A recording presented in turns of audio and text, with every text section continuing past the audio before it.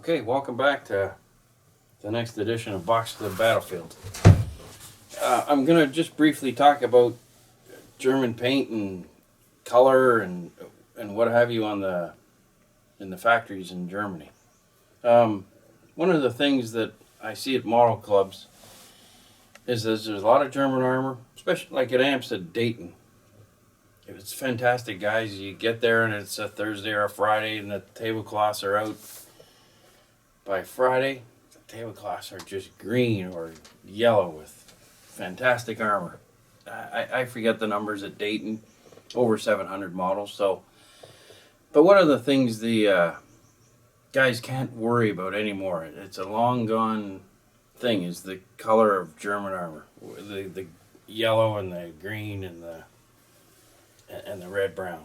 A lot of the colors, as far as the tones go and the influence of deeper and lighter colors of these things, probably had a lot to do with this aircraft. So little Carl, he's working away and he's mixing paints down at the factory for this King Tiger and a whole series of King Tigers. And the drone of 400 of these B-17s flying atop his head are going to influence how much pigments and how much water is mixed with that paint. So, guys, if there's little tone differences between one King Tiger and the next, don't worry about it. It's not important. As you guys know, I love Tamiya number 71 as a base for a lot of my green. That is a cockpit color. I think it is cockpit interior green, and that's a lot of basis for my green. It's just a preference. It's not based on any B-17 story or where the factory is in relation to carpet bombing, but I would imagine the RAL colors can be slightly mixed, not the same every day, based on B-17s and Lancasters by night. So don't panic, guys, when you see a King Tiger like mine and the green is a little different than, say, the King Tiger that you're working on, or the ones that you see at Dayton, Ohio at the AMP show earlier this year. It's probably influenced, like I say, a lot by carpet bombing in the neighborhood. So don't panic anymore about real color. AK's new paint line is this, that, and the next. I don't disagree that John Young down in Mission Models is making perfect, 7028 RAL colors. And to me is doing the same with XF60 and all these beautiful paint companies, and AK is the same with their German yellow. They're all correct, so don't worry about it. The incorrectness is influenced by these things 75 years ago. So let's just not worry about it at all. And we'll say nothing more other than, in 1969, I think that Mick Jagger and Keith Richards wrote a song about, you can't always get what you want, but you might get what you need. That's basically where we're going with this. We need to paint the tank green, and therefore he's going to get what he wants. He wants it painted green, but he's not too worried about the accuracy of the green. Little Carl working in the paint shop isn't going to do the measurements. He's a lot like me when it comes to mixing paint in the airbrush. There's a lot of ish factors when all around him is destroyed families and destroyed countrysides and military installations and towns gone up in smoke and churches burnt to the ground and all that sort of stuff. Might have a little bit of thing going on in his little head about how much he needs to be super accurate about the greens and the yellows and the reds. So drop all that stuff. Don't worry about it. You're all correct. And this King Tiger is correct. So, guys, just let's drop it at that. We don't need any more Mick Jagger and Keith Richards and B-17s and all that sort of stuff. All right, let's get on to the fun of it all. Our King Tiger is moving along at a pace now where it's getting to be fun. You know, the weathering is starting to kick in. But one of the things that is going to happen with this model is that when you look at this model, it's going to be very obvious that it's a knocked out tank. And the shell hits are going to be hit up in this front quarter here. But what you're going to have to do, guys, is you're going to have to draw the spectators of your model, whether it be at a hobby shop close to your home in the showcase or at a model show like Amps.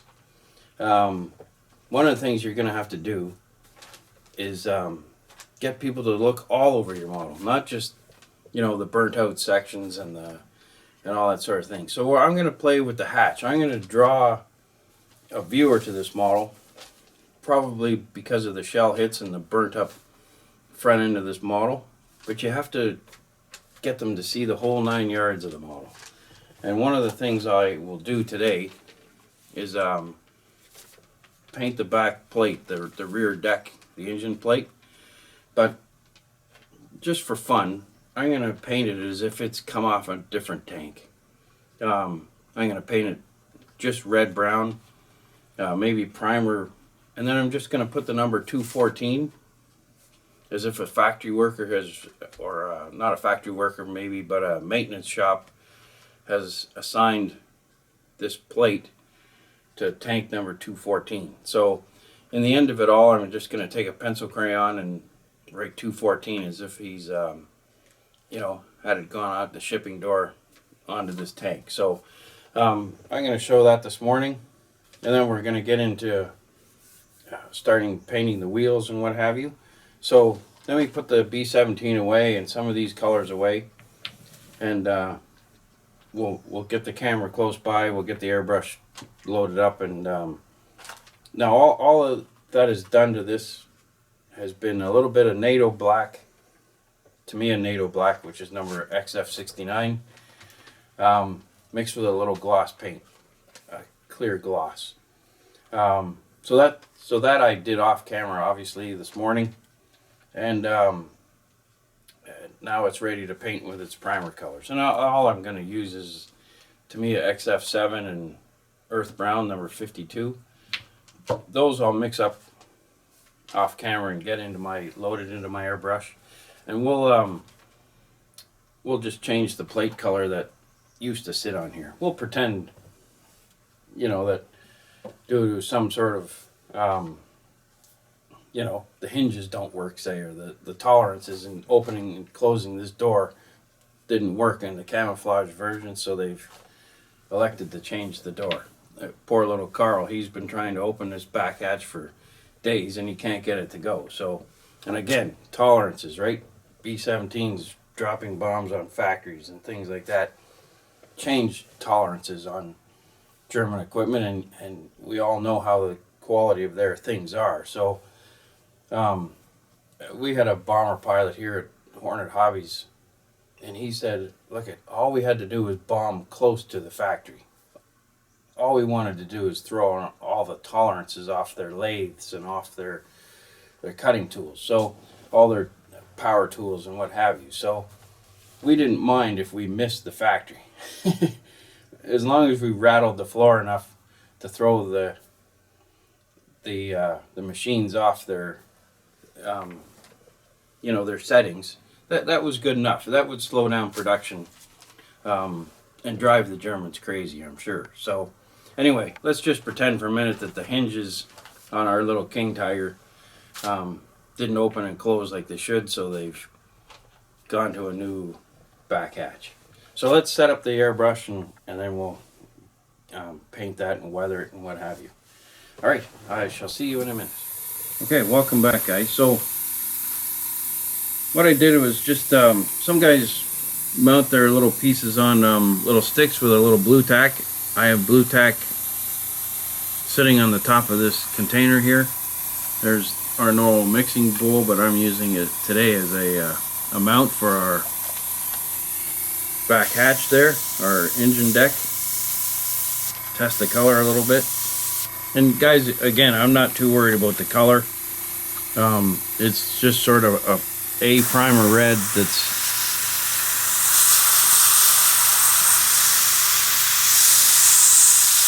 now and also too, I'll talk about the colors I've chosen in here.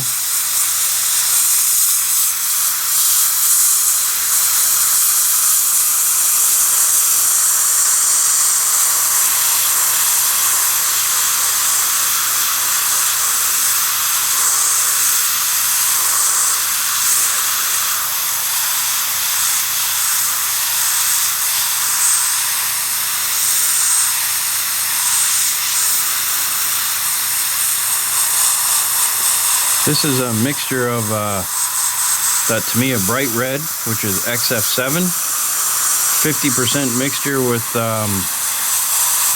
XF52.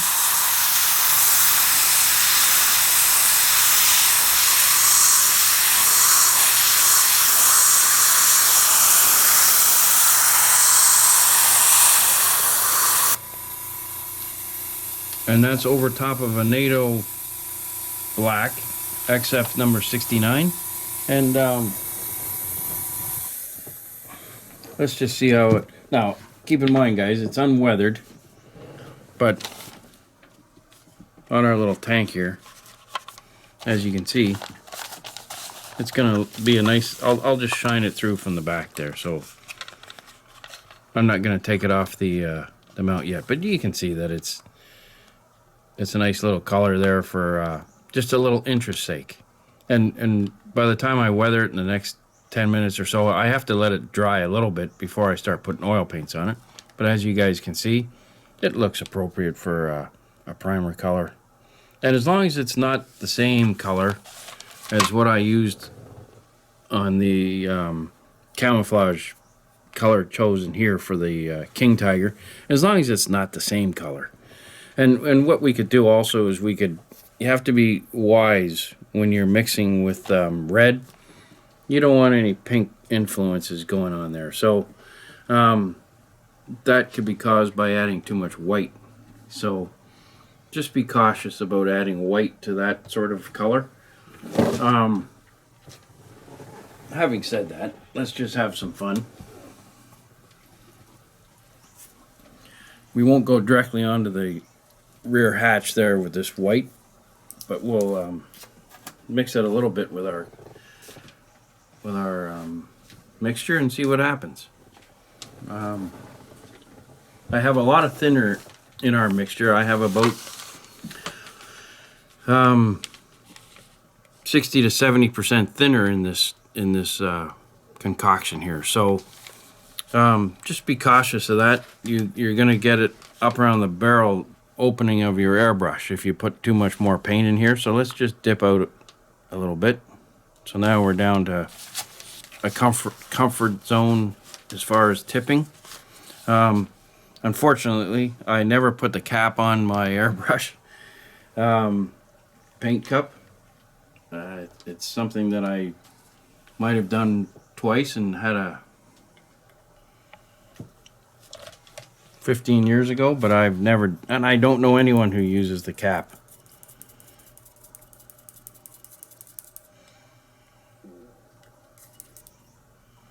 So it's not going pink, but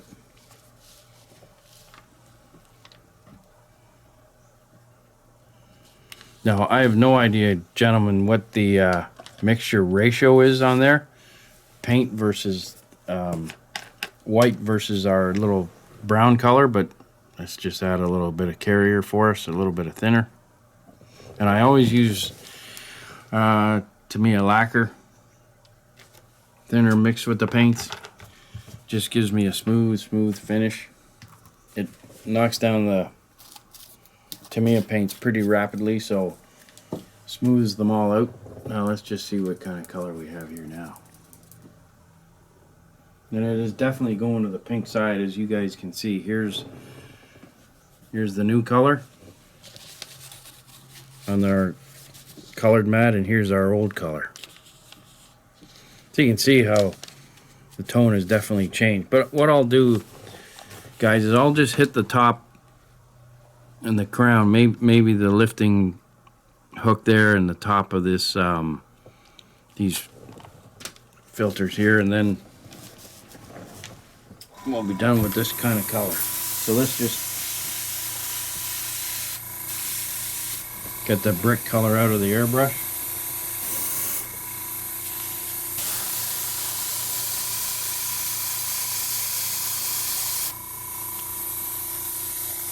All right, so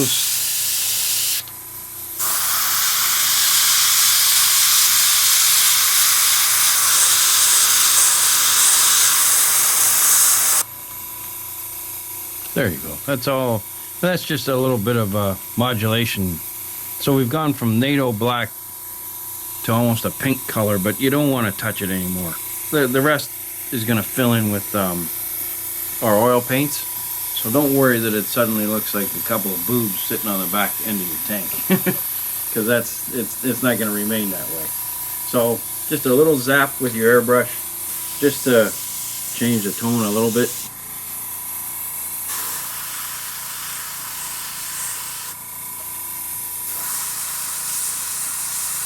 A little bit across the handle, and that's it. What you don't want to do, gentlemen, is bring attention to it. This is just a little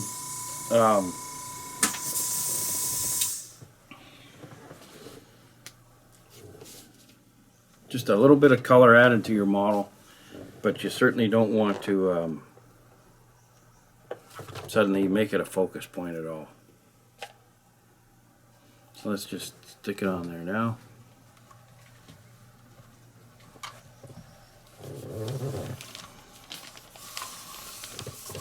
There it is. And like I say, guys, it's just a little interest. Obviously common, you just do your camouflage patterns across the rear deck like that.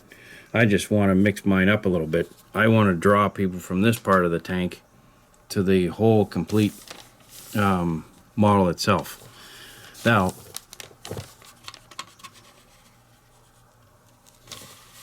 I forget how, this is probably going to sit like so in my little vignette at the end. So you can see how that little back hatch is going to sit out and, you know, bring people's eyes back here.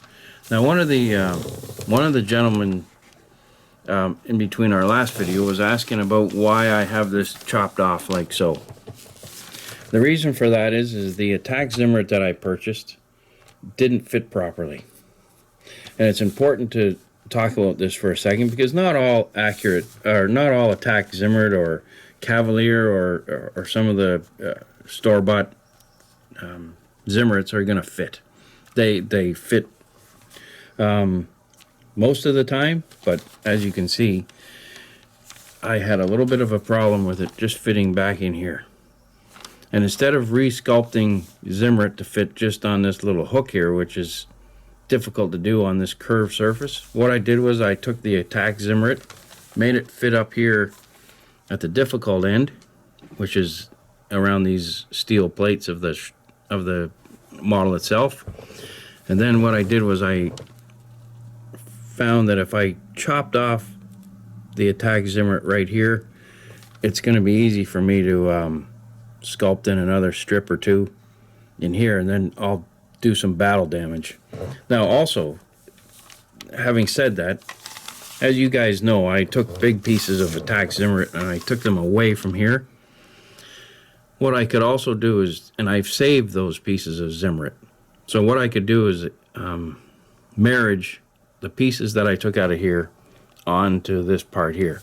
But obviously you guys are not always going to be knocking out your King Tigers or your Panthers with Zimmerit, so you're not necessarily going to have the big pieces to do that.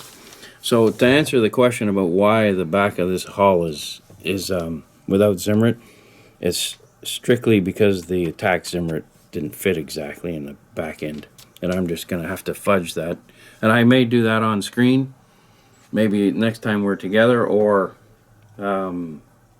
just do it off camera and blend it in. And I can blend these I've written down the formulas for making the, say, the green or the brown red here. So I've written those down in my little notebook so that if I have to reflect on those colors, you know, a month from now, it's not a problem at all. So, like I say, that's just going to be a patch, and it has nothing to do with, you know, German tanks. That's all. It all has to do with, you know, 2018 attack Zimmerit not fitting exactly on the tank. So, anyway, back to our little rear hatch. Now what I'm going to do is just let this dry, probably 20 minutes before I start putting on some oil paints. But I'm not going to seal it. I'm not going to put Tamiya semi-gloss on it or gloss or anything like that. I'm just going to go from that color and then right onto the oil paints.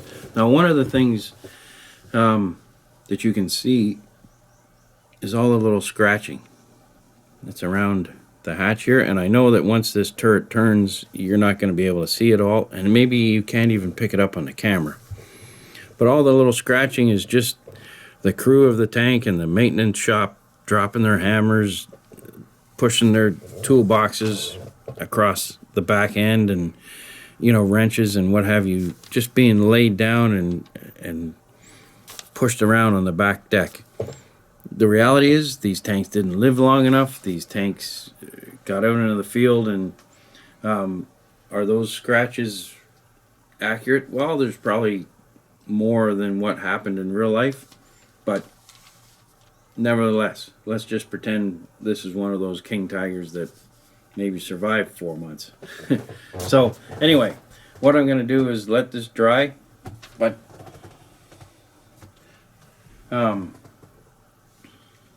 I want to explain why I painted it NATO black first. This set of wheels is going to go on our King Tiger, probably on our next show next week. But what I'm going to do is I'm going to paint, as you can see, these ones are painted, and this one is not. I'm going to paint those with our red color, and you're going to see how the difference is once I lay down. And believe it or not, this wheel has been painted with the Tamiya yellow XF60. This wheel has also been painted with XF60 over top of this gray color. And look at the difference on the camera. Those two wheels there are like night and day. And that is why to undercoat versus straight onto the paint. There's a heck of a lot of difference in those wheels, and that's why I do it. And I'm going to demonstrate it momentarily. In fact, why don't I just do this one with, I'll load up the airbrush with XF60, paint this wheel, and then paint this one right on camera, and you guys will see the magic before your eyes and understand why it's important to undercoat our models. Now, as you guys know, I like to use the Tamiya primer as an undercoat as well, the white primer. But we're working with the lower part of the tank here. There's a lot of mud, there's a lot of guck coming up, so it's not important to prime these in white, because the reality is these are obviously close to the road and close to the grime, so you're gonna save a step by not doing it. So let me change the color in the paintbrush off camera. I'll get some XF60 in here, and I'll demonstrate the benefits of undercoating. And it's all going to take on the camera all of about 30 seconds, so I don't want to waste your guys' time. I'm pretty sure our modeling community out there understands that, but and anyway, to reinforce it is more important to me than anything. So let's do that. This rear hatch will dry a little bit, and then we'll put some oil paints and some scratches on the new rear deck, and we'll take it from there. Okay, guys, the airbrush is cleaned out. We're just going to reinforce an idea about having an undercolor. Now, in this case, I used German gray, number 63, XF63, but you can use NATO black. You You can use olive drab. As you guys know, I love olive drab underneath. So olive drab is number 62. But anyway, loaded in my airbrush right now is XF60 mixed at about a 60-40 ratio. 60 thinner, 40% paint. PSI is around 20. Once I begin to spray, it'll move back down to about 17.5 or 18% PSI. But anyway, all I'm going to do here is just reinforce why putting an undercoat such as on this back hatch is important to the way that I like to model. Not necessary, but certainly okay. Here's just the plastic model just getting painted. Now unfortunately we're at the mercy of Tamiya painting these model parts flesh and color.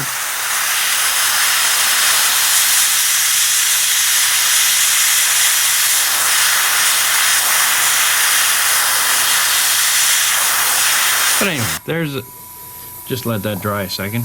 But there's a coat of XF60 on top of plastic. Now XF60 on top of Panzer Gray number 63, I think. Yep, 63.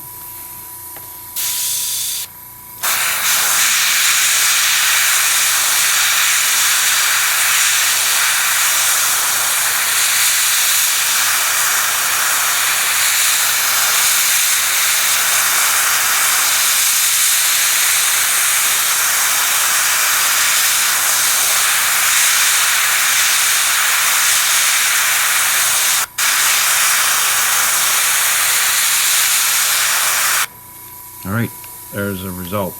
So it's a built-in shadow. It's a step that you don't even have to worry about that's going to influence your model. The shadows are already built.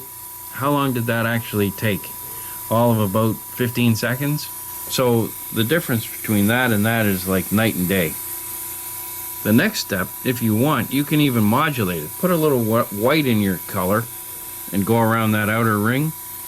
The model itself is going to sing. So anyway guys, that's just, like I say, a little reinforcement. Here we are doing the hubs for the centerpieces. I've already done them Panzer Gray. So let's just do this experiment just one more time. Here's a hub that's just Panzer Gray, or excuse me, XF60 German yellow. And here is the hub, same hub, painted in Panzer yellow. And look at how the shadows instantly, and it's just trickery of the eye. Obviously there's no shadows whatsoever. It's just the nice gray paint shining through, giving us that illusion. So now what I'm going to do, guys, is I'm going to put some oil paint on top of these wheels, and also here on our rear deck. So let me off camera mix the oil paints, and then we'll get to showing you guys the oil painting. So it's the fun part of the model. We're getting in an area where it's going to be fun to oil paint. Also too, I'm going to, and I've seen this on other models, a little bit of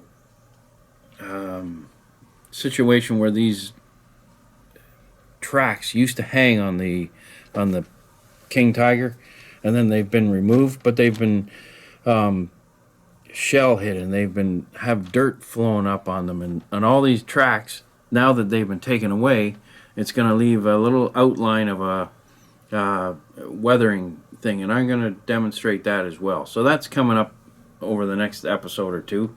So where the tracks used to hang influences the color, and then obviously I'm going to weather some tracks that used to sit on the top here, as well as the tracks themselves, and those are going to be very similar to Dave Forrest's tracks that hung on his AMX 13. They're going to be, obviously a little wider and a little cleaner because his are obviously in a combat condition, whereas mine are hanging and dangling off the side of the tank. But nevertheless, the principles will be the same and the colors will be very similar. But anyway, that's also coming up. And some might ask why these little supports are not mounted on the tank yet.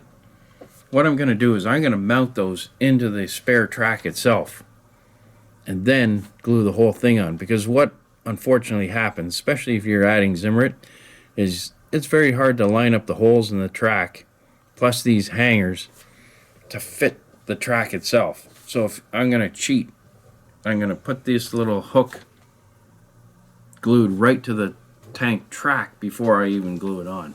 But you won't be able to see from behind, obviously, because the track will be in the way. So anyway, I'll demonstrate all that illusion as well on how to, make that all work. But hanging the track on the side of this tank with these little hooks in place, it becomes a nightmare, and half the time you pull off these accidentally. So anyway, wait for that. That's coming up. But let's get to some oil paints in the rear deck of this tank, and we'll add some scratches and what have you as well. So bear with me. I'm just going to put the airbrush away, get the compressor out of the way. We'll do some wheels, and we'll carry on. Thank you. Okay, so we're going to add a little bit of oil paint.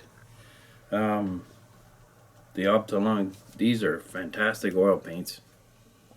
Industrial Earth number 090 and German Ochre 092. And these are like Winsor Newton. I mean, these are high quality and very inexpensive oil paints. So now obviously if you have Winsor Newton at home, don't go out and be buying these, because as we all know, oil paints never go away. They're here to last, and there's enough oil paint in these tubes here to last 3 lifetimes. So like I say, don't run off to your local hobby shop if you've already got Winsor Newton, a whole range of that stuff. But one of the things nice about this is they're geared towards maulers, so the colors are, you don't have to mix and you don't have to, change up, similar to our Tamiya stuff. The colors are geared towards what we do. So, but in any event, so what I've done is I've put them out on our piece of cardboard, let the oil run out of the bottom. They seem to come flatter quicker if I let the linseed bleed out a little bit, let it wick off. So I've just put together a small little palette off camera here of the ochre and the Industrial Earth, and I'm just going to give my little wheels a little wash. Moments ago, as you guys know, and as you guys watched, we added the German yellow over top of the dark gray, and now I'm just going to give it a nice little added touch.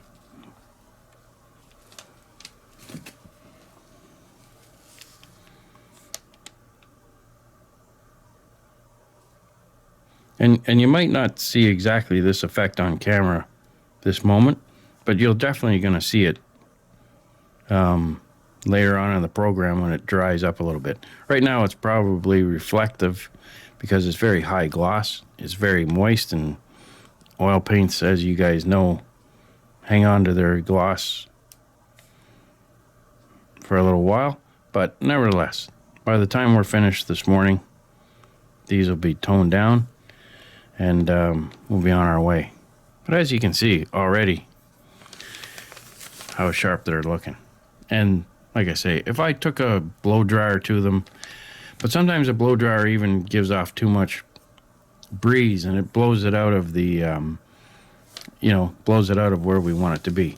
Now, one of the things important is that these wheels have been painted on a horizontal surface. I don't want to have them tilt up like this, when they're full of oil paints. Because what happens is you end up with a series of half moons in your tank full of oil paints for the bottom half. You know, I mean, obviously gravity works, and all our little paint thinner and industrial earth ends up building up down on their last little screws down along the bottom here, and we don't want that going on. So I paint these right on the rack. And then obviously what I'm going to have to do then is then clip them off, and then, you know, sand out the little burr that's on the end here. But you know what, I'm willing to sacrifice that to keep these all together.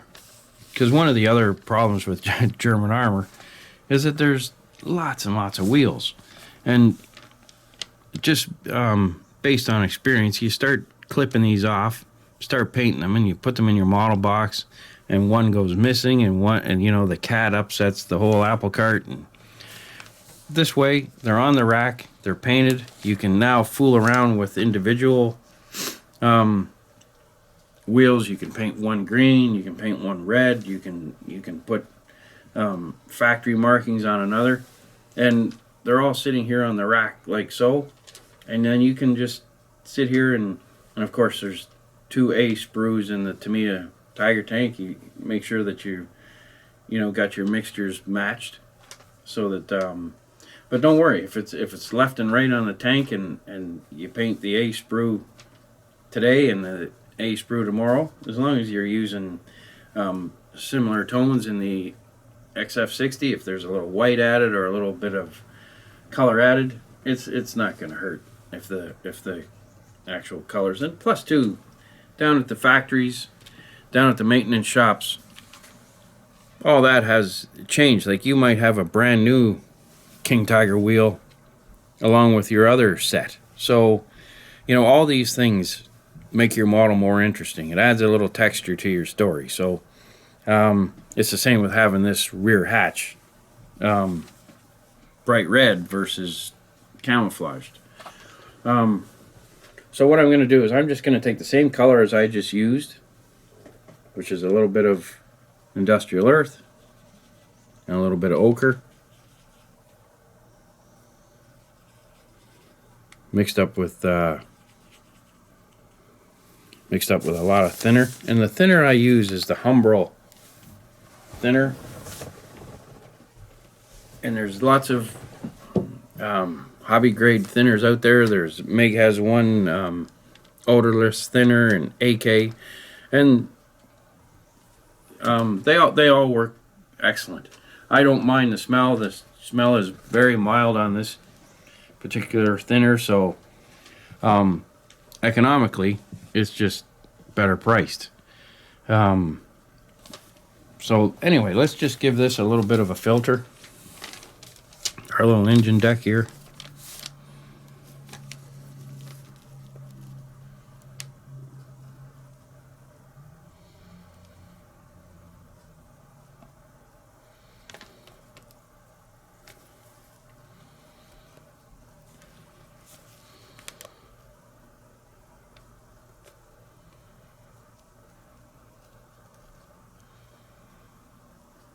Now I'm just going to go over the whole engine deck with this particular color. And it might not pick up that well on the camera, but you'll see it once it starts to dry. And certainly those where I spray painted in the center here, now it's obviously harmonized right into the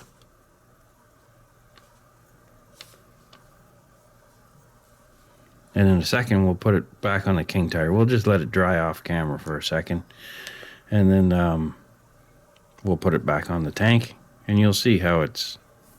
And what we'll do is we'll let it dry. Maybe we'll bring out the hair dryer once it settles a little bit. Let it dry, and then we'll put some scratches in it and take it from there. And then when it's dry, what I'll do is swing the turret around. Maybe I can drop this in now.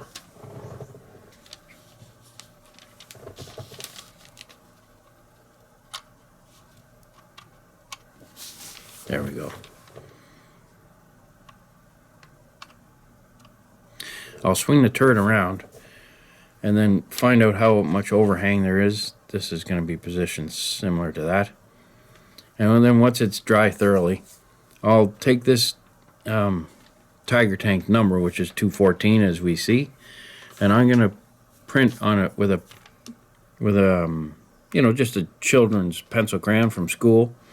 Just write 214 right across here as if it had come from the maintenance shop and it was assigned a particular tank. And again, we're playing into this that maybe the crew has discovered that these hinges are way too loud, the tolerances are off, or who knows why this engine deck might not have been camouflaged, and they've changed it in the process of moving forward, moving to the front lines. They've had to change their engine deck, and it's not important as to why. It just adds a little color to our tank.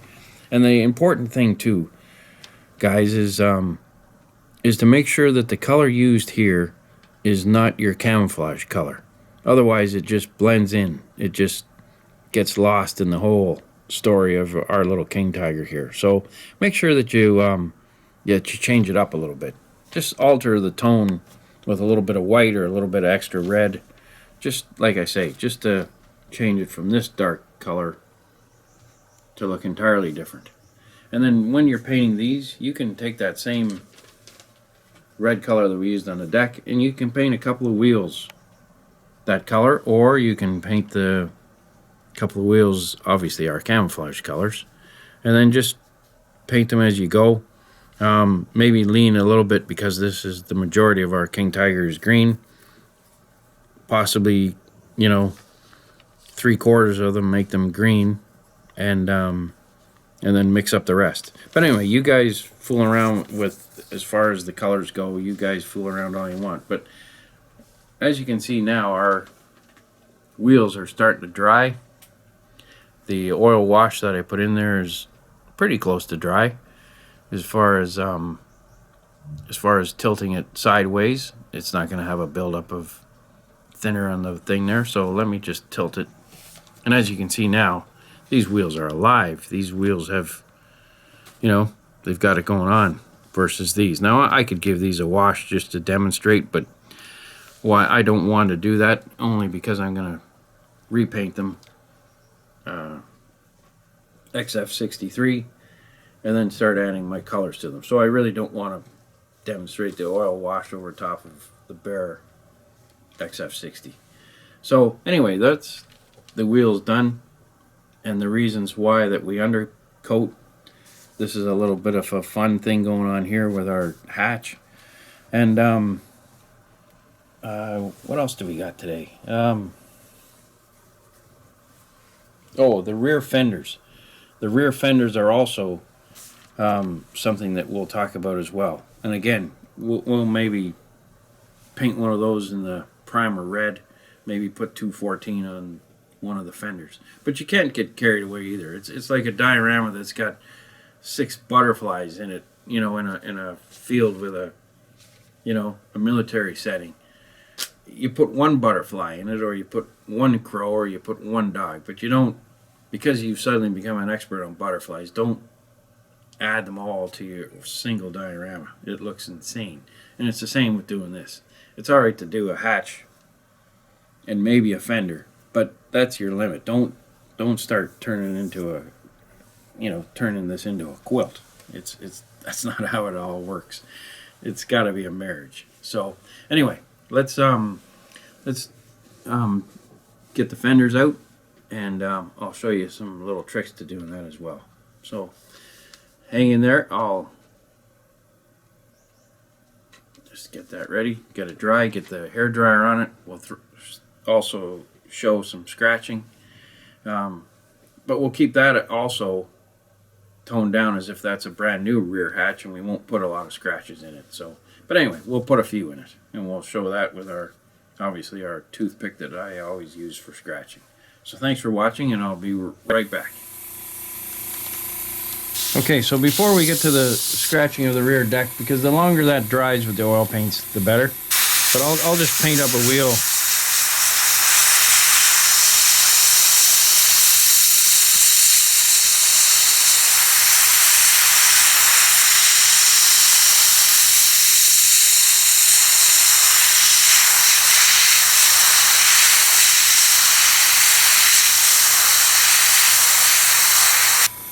And I better paint up a hub as well. So let's just pick a gray hub.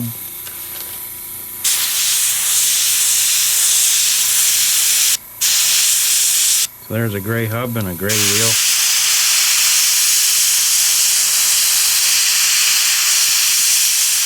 You know what, the match might not be exactly the same as that green. It's probably pretty close. It's close enough once I get the oil wash on it. So we'll put a little bit of oil wash on top of that. And again, I'm just going to use the same oil paints as I used to do the yellow wheels. So just because the wheel has changed its color, I'm still going to use just that same old oil paint, which is the ochre and the industrial earth. So let's just see what we get here.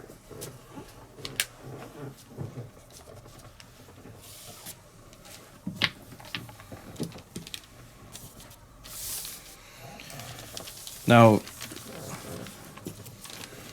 the other thing, gentlemen, you're gonna have to be careful of.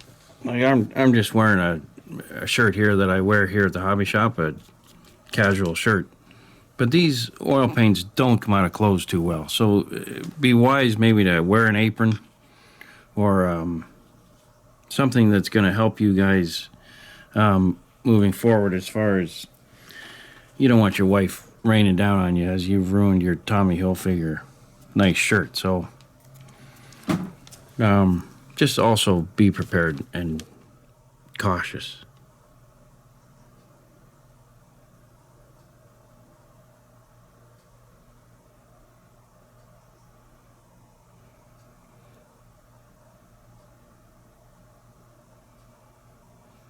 So I'm just using, like I say, the same sort of wash as I used earlier.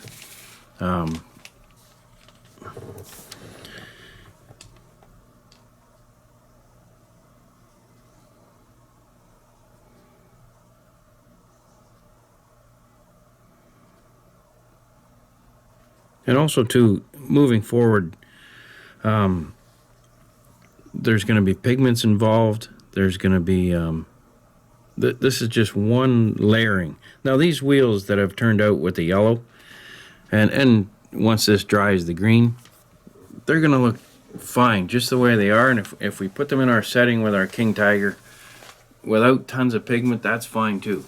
As we all know, not all King Tigers traveled through cornfields and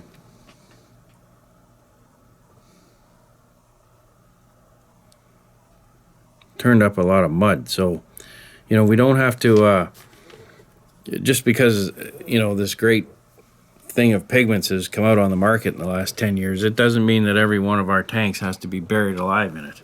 So a little bit of influence of pigments are probably going to appear on some of the wheels, but a little bit of, to me, a buff. I mean, if that's where your comfort zone is, paint your wheels up like I have this morning. And as you can see, it's a very simple process. It took me all of 30 seconds to paint that one wheel. And it's also 30 seconds to fix it too if something went south on it. So, but so don't worry about weathering them up with pigments. If your comfort zone is just, to me, a buff, which is number 57, and lots of thinner, and that's the way you want to weather your tank after putting on this oil paint, that's fine too. It has to be about comfort zone, but one of the things that I'm trying to do is just make your next model a little better than your previous one. And by giving a few little hints here and there, possibly I'm helping out, you know, that cause. But by all means, guys, stay within a comfort zone. Practice your modeling as you go, and don't try a brand new technique that or Dave Forrest is demonstrating onto your tank that you're going to take to a model show next week, and then suddenly it's not the way you thought it was going to turn out. And you're way out of your comfort zone with all this. Stay within your own. You guys know your abilities. Dave and I are just sort of pushing them a little further, but by no means are we trying to, make things difficult. By any modeling has got to be something that we're going to do between work. It's not hard and it's fun and it's we're not building hurdles here, and raising the bar.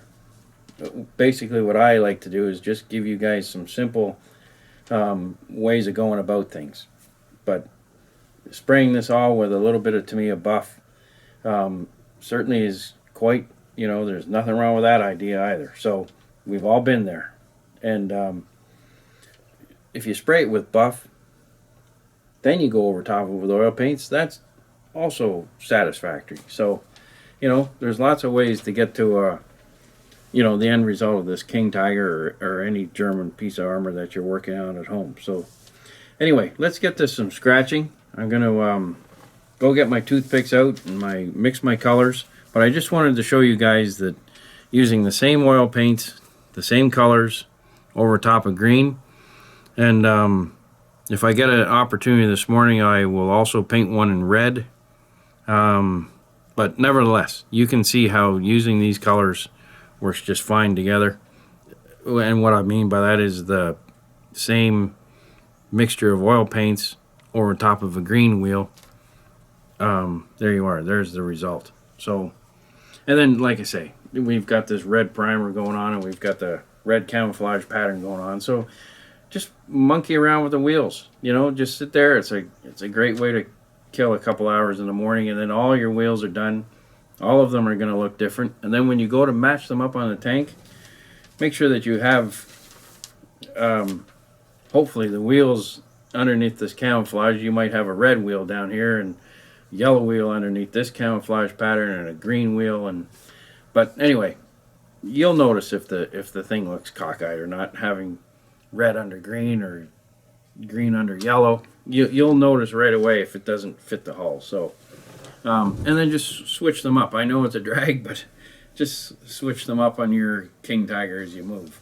But anyway, let me get out the toothpicks and the scratch color, and we'll put a few in this thing, and then we'll put the 214 in pencil crayon across the back deck here.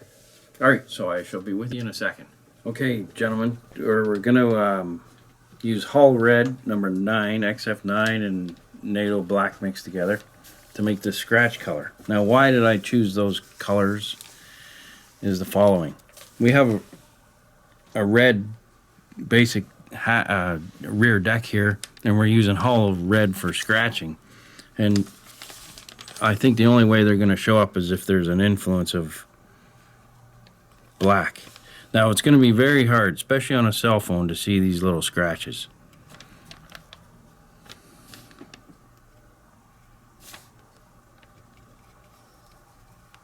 I'll try to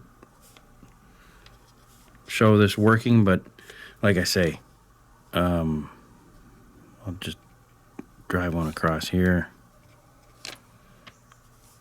And gentlemen, like Mike Rinaldi says, the smaller the scratch, there's no scratches too small. So, like I say, this may not show up, especially on a cell phone, but certainly they're appearing live and in color here in front of me. So. Now, one of the things, too, is that when lifting up this hatch, you're going to jam a crowbar underneath this cover here and lift it, leverage. So you may have to take the Tamiya kit and drill a hole in the end here. I certainly did, and it's how they lift the hatch up. They pull on this little handle as well, but okay, so these aren't showing up, I'm sure, on the camera, but they're definitely there, and they're miniature little scratches.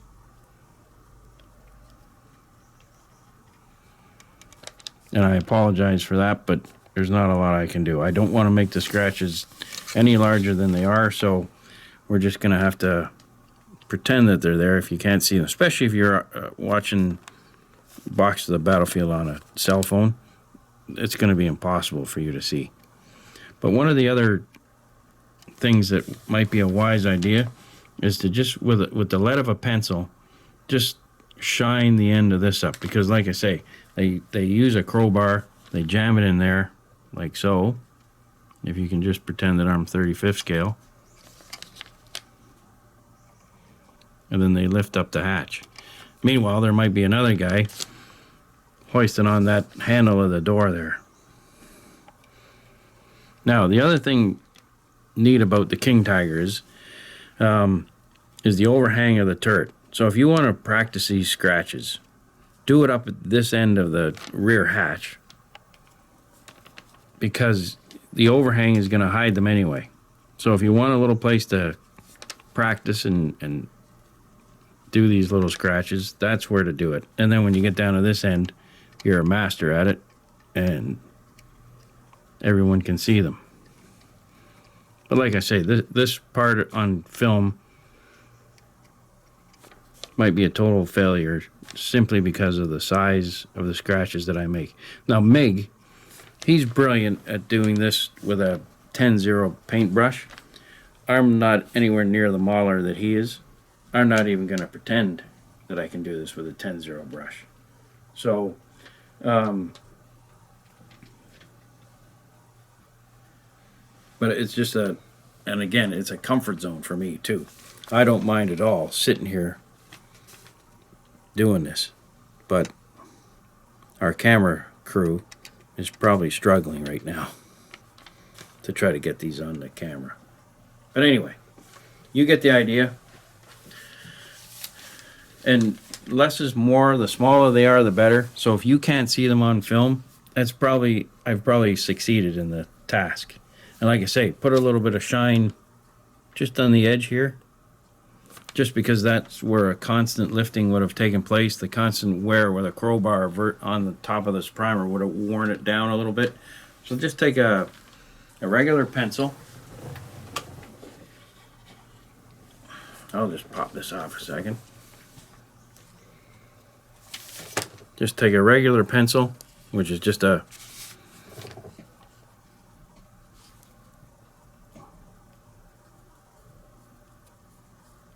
and then just shine it up a little bit.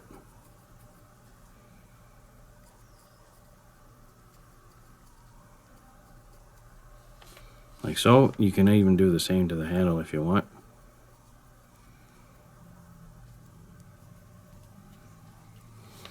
All right. And like I say, the camera crew probably has having difficulty filming this. And that is actually a good sign. Because if you can't see what I've just done, I can see it in the naked eye. And it looks fine. It looks appropriate. And when you guys do it at home versus watching it, you guys will find the same effect. So now, the other thing is too, is if you're watching our videos on a cell phone, that procedure is definitely not going to have any, you're not going to be able to see it. So go one step further, go home and watch it on your monitor, and you'll be able to see what I just did. But anyway, those are a few scratches for the rear deck. Now we'll get to the fender. We'll do a little bit on the fender, and then you'll see the whole tank starting to really come together as far as the front end versus the back end. So I'm going to start to work on this back end fender. Okay, so one of the things, just to conclude today's episode, is to put 214 on the back hatch here. Now, I painted this Panzer Gray on the bottom as a just something to write on. It's a great place to sample what I'm doing. So all I'm doing here is just sort of practicing. I don't want to make a mistake here and have to do it a second time. I don't want to repaint. I don't want anything. So what I'm doing is I'm going to put the number 214 right in the corner here. And the reason that is because this tank overhangs a heck of a lot. And if I don't put it down in this corner, obviously it gets lost in the turret of the tank. So here I am. I'm sitting here and I'm just writing 214 as small as I can on the bottom of the tank. And I don't care if I have to write it 6 times, 10 times. It doesn't matter, because I'm going to weather the bottom of this tank with mud and, you know, big pigments and all that sort of stuff. So using this as a practice area is not a bad idea. It's the same texture as far as the paint goes. And there's our, see, that's not too good a 4 there. This is a much better one. So anyway, all those things, don't just take out your son's white pencil crayon and not practice. You must practice what we're doing here. Don't just go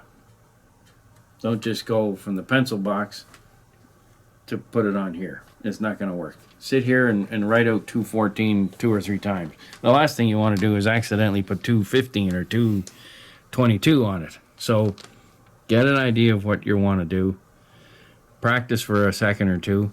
And then one other thing I'm going to do, actually, before I actually go onto our little engine deck, is I'm going to sharpen it again, because this thing has to be 35th scale. So one of the things I'll do is just take my X-Acto blade, sharpen this back up to a point, and then we'll put 214 on the tank. So let me go and do that, and I'll be back in a second. Okay, so what I did was I just sharpened this up a little bit, just get it back to the point.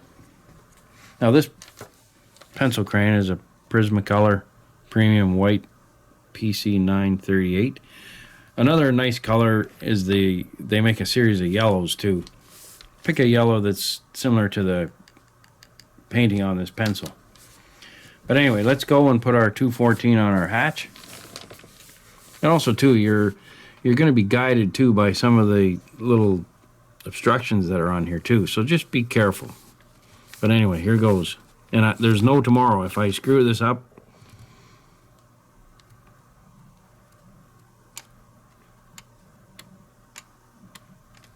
there we are. There's our 214 on our hatch. And that, I'm just going to leave it alone now. I'm not going to weather it. The only thing I may do as moving forward is to take Tamiya semi-gloss or Tamiya flat coat. I think it's number 86. XF86, and then just give the whole hatch a spray. But in general, that's how you want your hatch to turn out. Now, having said all that too, the next time I'm at an amp show in 2019, there's going to be 15 King Tigers there, and all of them are going to have magic numbers on their back rear hatches. And you know what, guys? It's fine. Like I say, it just adds a little interest. Let's just put this together and you'll see how a little bit of pre-planning works. There's no sense in putting that 214 on the front end of the hatch. Let's just get this operating. There we are. So my tank is going to be positioned something like that in our little vignette in the end.